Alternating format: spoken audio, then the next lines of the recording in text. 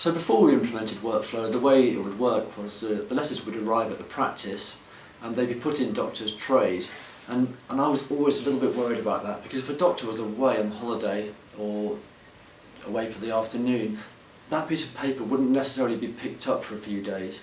I mean, we had a process of a GP would cover that paperwork, but if it was a very busy day, the doctor might have been on call, that piece of paperwork wasn't always picked up straight away.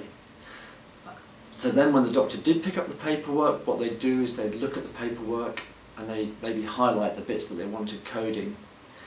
Again, there was inconsistencies, I'd say, amongst the GPs about who coded what. Some people said, I don't want to code anything apart from operations.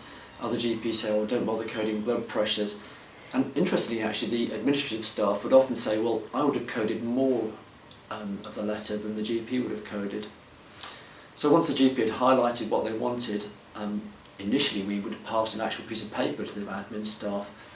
When we went paperless, we forwarded the scanned letter to the admin staff, and then they'd work on the letter. And often what I'd find is when I go to admin to talk about it, they say, well, the GP said don't code that, but actually they did code it because they felt it was made a more accurate and full record. We get blood pressures recorded onto the system from letters, which helps with our QOF, but also helping the patient and making sure that we've got the most up-to-date information to deliver good patient care.